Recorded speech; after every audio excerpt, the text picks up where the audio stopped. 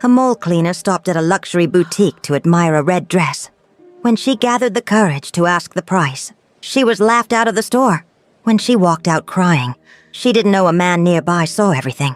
And on Christmas Eve, a mysterious box waiting in her locker would change her life forever. During the Christmas season, when the mall glowed with lights and laughter, Martha Hill moved quietly through the wide hallways with a mop and a yellow bucket. She was a cleaner, invisible to almost everyone. At 28, Martha already carried a tiredness that did not belong to her age. Life had pressed down on her early, shaping her shoulders into a permanent curve of caution.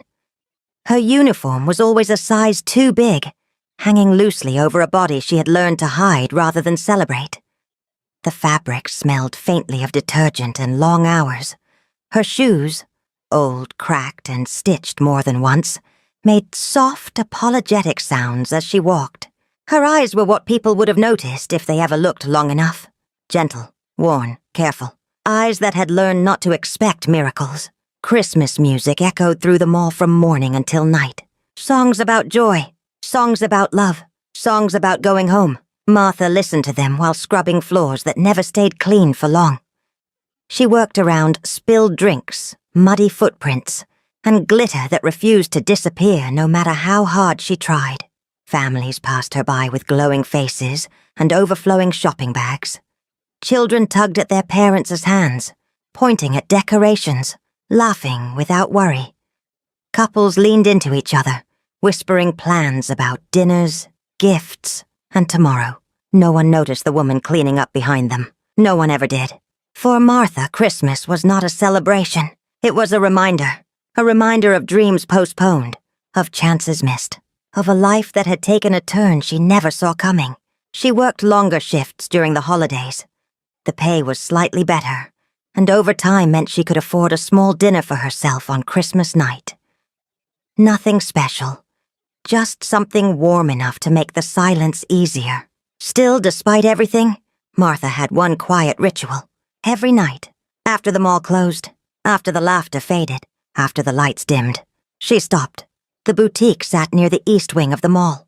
Elegant, silent, untouchable. Its windows changed with the seasons. But during Christmas, there was always one centerpiece. This year, it was a dress. Not bright red, not loud or flashy. A deep, warm red, like candlelight on a winter evening. The fabric looked soft. The cut was simple, graceful, forgiving. No heavy sequins, no exaggerated sparkle. Just beauty in its purest form. Martha stopped in front of the window every night. Her mop rested beside her. Her reflection stared back from the glass. Rounded shoulders, tired face, loose uniform, worn shoes. And right beside that reflection stood the dress. Perfect, untouched, waiting for someone who belonged in it. Martha never pressed her hand to the glass. She never leaned in too close. She simply looked, as if looking was all she allowed herself. "It's beautiful," she whispered once, her breath fogging the window. Then softer, almost apologetically. "But not for me." She imagined what it might feel like to wear something beautiful again. To stand in front of a mirror and not immediately look away. To attend a Christmas gathering and not feel like she needed to shrink into the corner. Sometimes she imagined a version of herself who smiled easily. Then she smiled faintly and whispered the words she had been repeating for years. "Maybe next year?" It wasn't sadness in her voice. It was acceptance.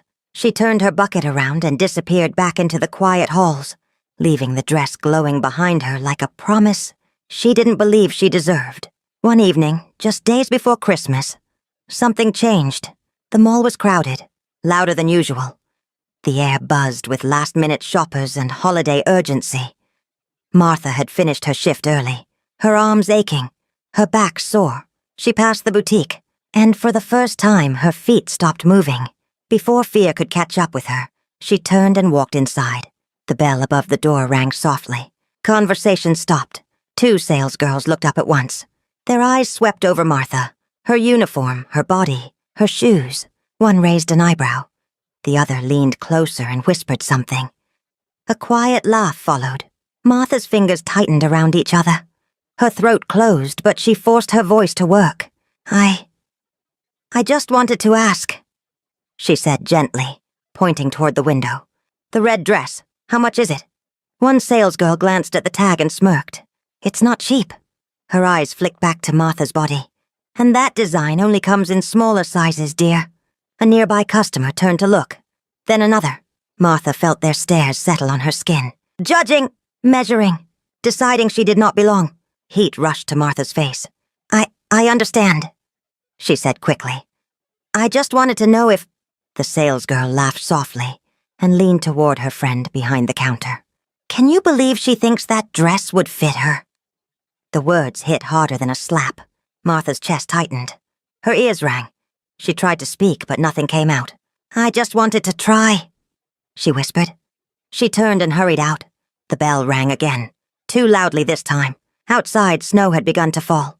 Soft, silent cold. Martha stood there as tears slid down her cheeks, freezing against the winter air. She hugged herself tightly, as if holding together something that was quietly breaking. Maybe next year, she whispered. She didn't notice the man standing across the hall. She didn't know someone had seen everything, and that her life, quiet, invisible, and overlooked, was about to change. Ethan Hale stood a short distance away, a small gift bag resting loosely in his hand. He was a fashion designer by trade, once famous, once celebrated. His name had once appeared in magazines, his designs worn on red carpets and Christmas galas. But fame, like so many things, had faded quietly, and after his wife passed away, Ethan had stepped away from the noise of the world almost entirely. She had loved Christmas, loved the lights, loved the music, loved choosing gifts for people she cared about. Since her passing, Ethan moved through the season carefully, slowly, like a man walking across thin ice. Joy felt dangerous now, as though too much of it might shatter what little peace he had left. That evening, he had been standing near the boutique window, lost in thought, when he noticed her, the woman in the cleaner's uniform. At first, she blended into the background. Just another worker doing her job after hours. But then Ethan saw the way she stood before the glass, still, quiet, almost reverent. He watched her eyes trace the lines of the red dress, not with greed, not with envy, but with longing, the kind of longing that doesn't ask to be fulfilled, only acknowledged. He noticed the hesitation before she entered the store, the way her shoulders tensed, as if she were bracing herself for something she already expected. And then he saw her come rushing out, her head lowered, her steps hurried, tears slipping down her face. Something tightened painfully in Ethan's chest. He didn't follow her right away. He didn't need to. He already knew what had happened. He had seen that look before, too many times in his life. The look of someone who had been reminded, cruelly and publicly, that the world had already decided who they were allowed to be. Martha sat on a bench just outside the boutique, her shoulders shaking as snow began to fall. Soft flakes settled in her hair and on her uniform. Unnoticed, Ethan approached quietly. "Are you all right?" he asked gently. She looked up, startled. Embarrassment flushed her face as she wiped her tears quickly, as if ashamed of being seen this way. "I'm fine," she said, though her voice betrayed her. Ethan didn't argue. He didn't ask questions she wasn't ready to answer. He simply nodded. "Sometimes," he said softly, "people forget that kindness costs nothing." Martha lowered her gaze, then managed a small, broken smile. He watched her for a moment longer. Really watched her. Not the uniform, not the tears, the person. Then quietly, Ethan made a decision. It felt small, almost insignificant. But Christmas miracles rarely announce themselves. They don't arrive with noise or applause.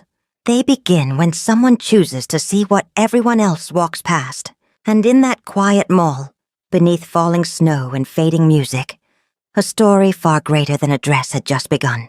Ethan Hale stood alone in his penthouse, the city stretching endlessly beneath him. Lights shimmered across the skyline. Cold, distant, beautiful. From up here, everything looked perfect, controlled, untouchable. The room behind him reflected the same illusion. Clean lines, polished surfaces, carefully chosen art, a life that appeared complete. And yet, the silence pressed in on him until it felt almost physical. Ethan loosened his tie and set it aside. He poured himself a glass of water, lifted it to his lips, then placed it back down untouched. His tablet lay open on the table. Contracts, numbers, deadlines. But none of it registered.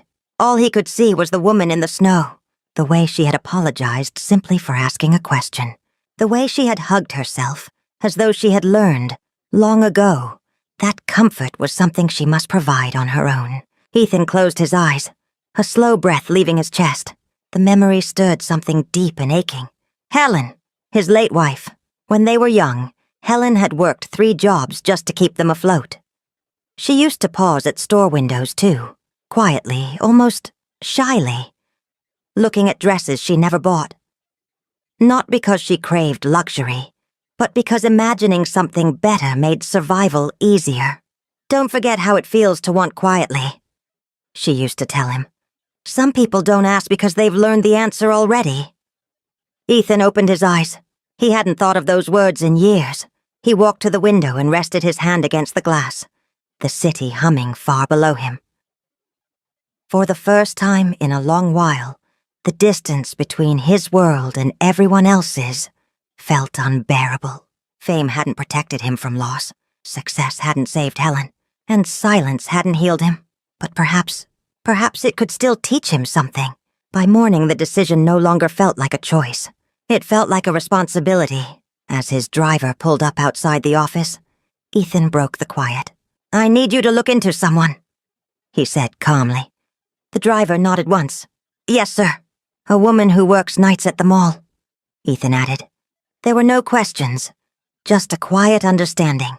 Ethan looked out the window as the city woke below. Because some moments are not meant to be forgotten, and some people are not meant to remain unseen. The days leading up to Christmas were the hardest for Martha. The mall grew busier. The music grew louder. The decorations shone brighter than ever. And somehow, the loneliness grew heavier. She worked through sore hands and aching legs, her movements steady from long practice. She smiled politely when spoken to.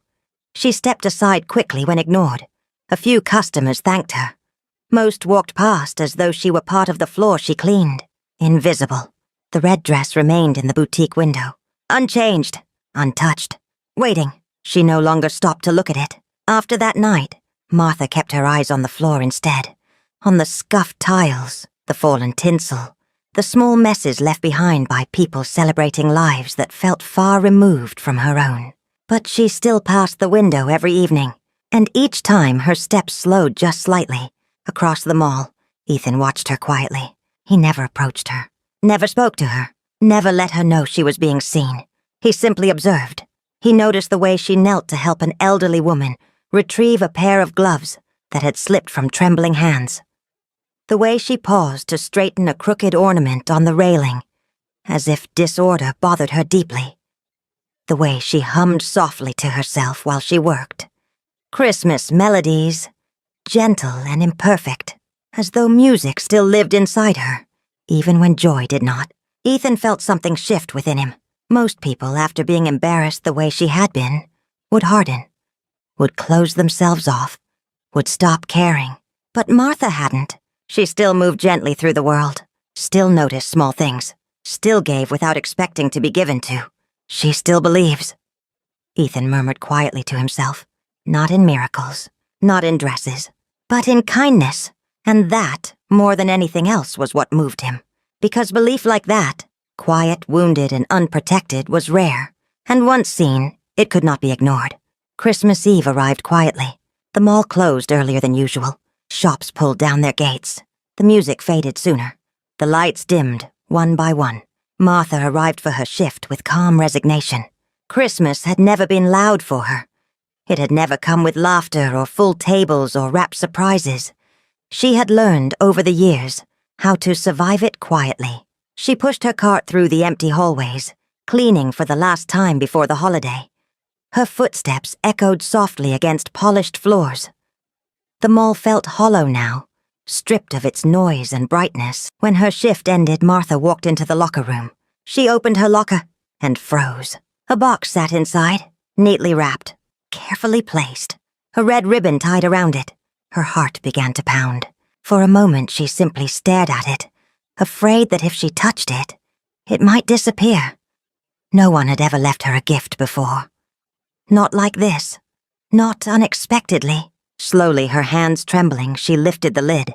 Inside was the red dress. Her breath caught. But it wasn't just the dress. It had been altered, carefully, thoughtfully, to fit her body. Every curve accounted for. Every seam adjusted with intention.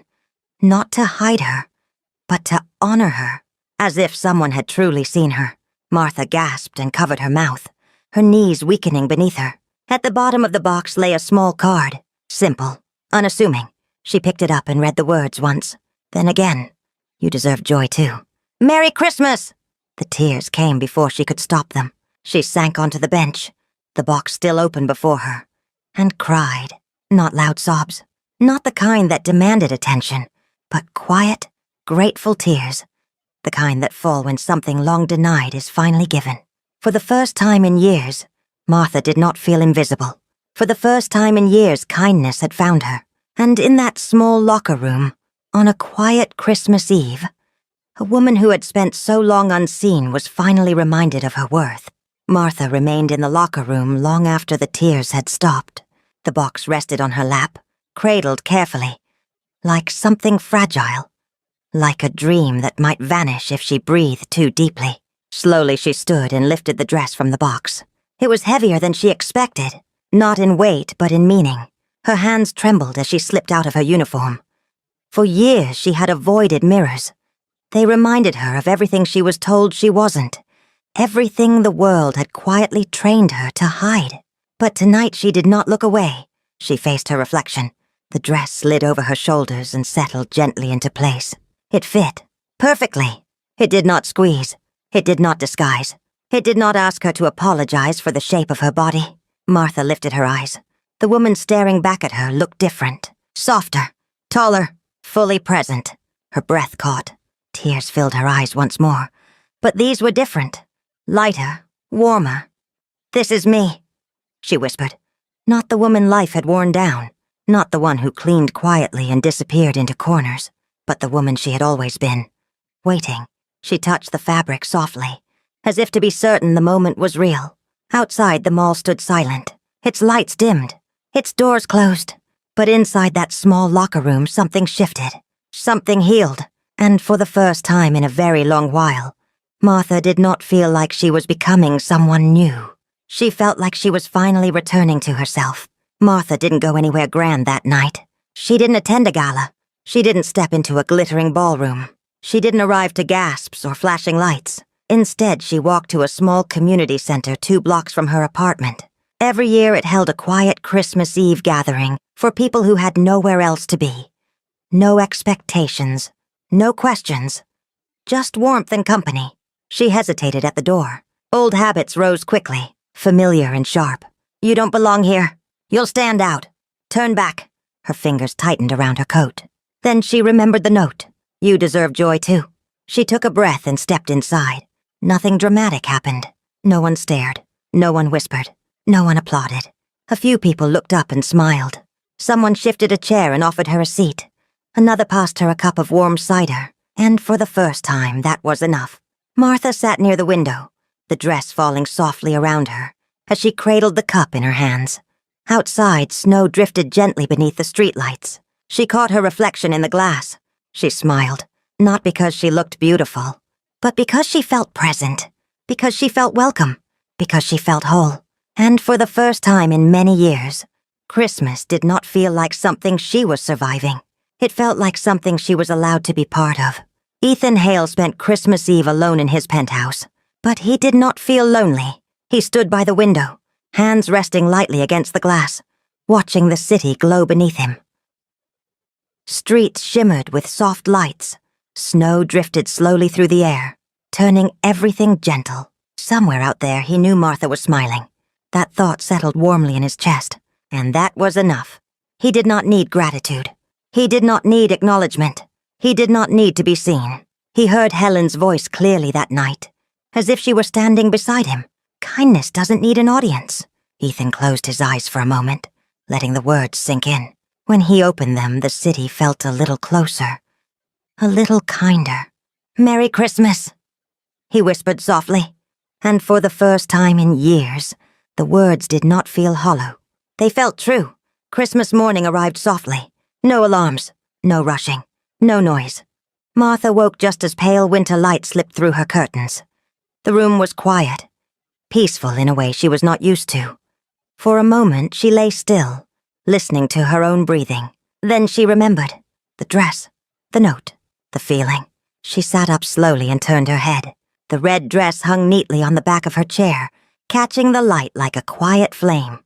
Martha stood and walked toward it, her steps careful, almost reverent. She brushed her fingers over the fabric once, then again, still half expecting it to vanish. But it didn't. She dressed slowly, thoughtfully. There was no rush, no audience to impress.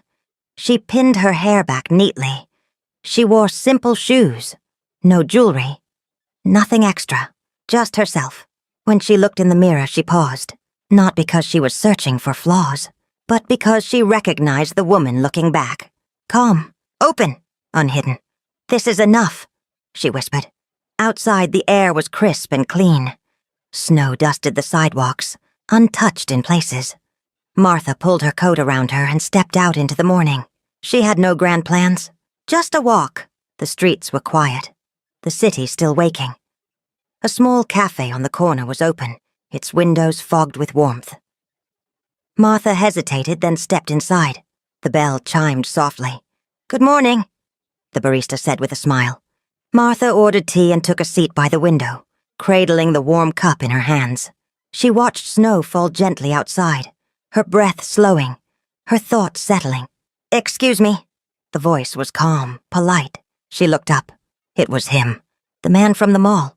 He wasn't wearing a suit, just a dark coat and a scarf, his hair slightly unkempt, his expression open but careful, as if he, too, was learning how to exist in quiet moments again.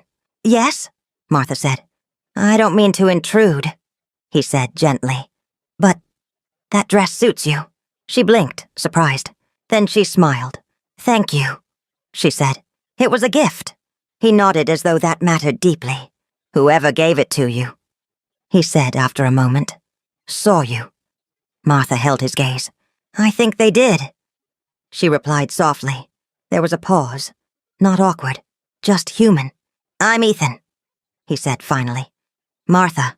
They shook hands, briefly, warmly. Outside, snow continued to fall. Inside, the cafe hummed quietly with life. Neither of them said more. They didn't need to, because sometimes the most meaningful beginnings don't announce themselves. They simply arrive, and for the first time in a very long while, Christmas morning felt less like an ending, and more like the start of something gently, beautifully possible. Christmas isn't about perfection. It isn't about wealth, and it isn't about being admired by the world. Sometimes Christmas is simply about being seen, about being noticed, remembered, and treated with kindness when you least expect it. And sometimes, the greatest miracle of all isn't what we receive, but remembering our worth. Merry Christmas. Thank you for sharing this moment with us. If this story touched your heart, leave a comment and tell us where in the world you're watching from. Don't forget to subscribe to Folk Tales by Olivia for more emotional, unforgettable stories. Until next time, stay kind, stay hopeful, and never forget, you deserve joy too.